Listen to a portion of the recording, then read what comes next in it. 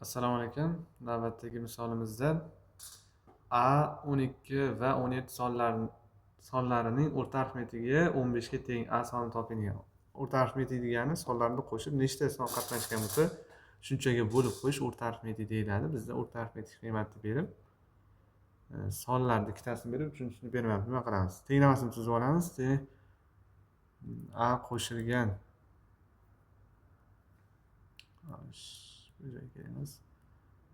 A qo'shilgan 12 qo'shilgan 17 hammasini qo'shib turib bo'laman 3 ga teng 15 ga. Hop. Soddalashtirib qavs-ichida 12 ga 17 ni qo'shsam 20 39 bu 3 ni bu tarafga ko'paytirish qilib o'tkazaman. 15 ni ko'paytirsam 45. Mana shu yerda A ni topsam 45 dan 39 ayiraman 6 degan qiymatga erishamiz ekan. Bizda A javobda turibdi.